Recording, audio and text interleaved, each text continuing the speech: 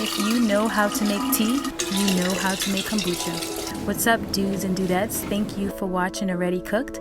I am Haviva. Please remember to subscribe, thumbs up, share, and leave a comment.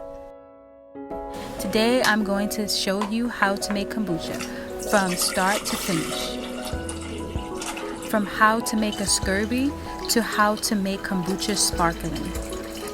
Let's get started. Here are all the things we're going to need. A kettle to boil water, a jar you can fit your hand in, sugar, organic unpasteurized kombucha. We just need the bottom of the jar, about 2 inches from the bottom. It's going to be a white, cloudy consistency left at the bottom of the jar. Sit the jar out of your refrigerator for about 3 days, but if you don't do that, it still will work. Most important, do not drink out of the jar with your mouth. We want to keep everything sterile. And tea, I'm using black tea and green tea.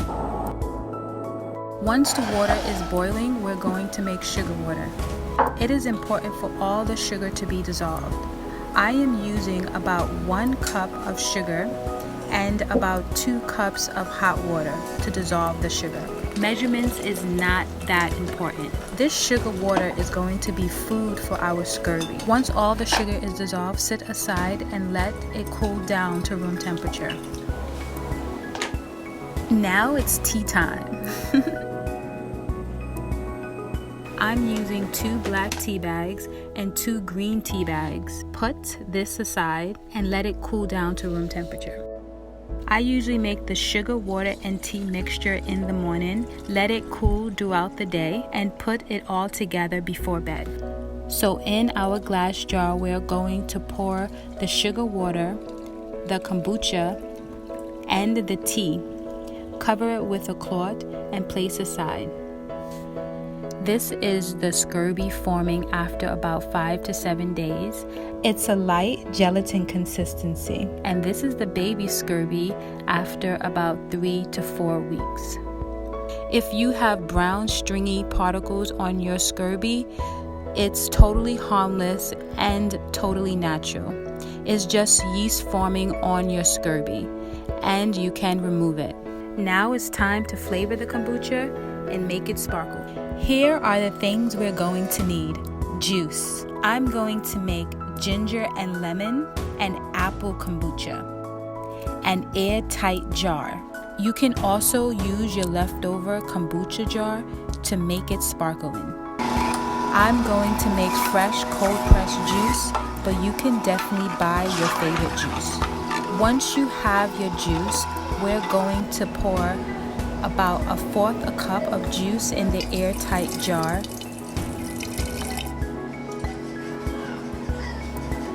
And the kombucha. It's important not to fill the jar all the way to the top. It's very important about 2 to 3 times a day during this fermenting process to open the jar to release the extra air. After about 2 to 3 days, you will have your sparkling kombucha. You can definitely let it ferment longer if you like extra sparkling kombucha. This is the scurvy about 3 months later. I'm going to switch my fermenting jar because my scurvy has matured. So again, I'm going to make my tea and sugar water, leave it to cool to room temperature. Pour the tea and sugar water mixture in the new jar and place the scurvy inside. Cover with a cloth, and in about a week, you'll be able to enjoy kombucha. Leave a comment letting me know what is your favorite flavor kombucha. Thank you so much for watching. Please subscribe, thumbs up, and leave a comment. Tell me, have you ever made kombucha? Tag me if you make the kombucha. Let's get healthy together.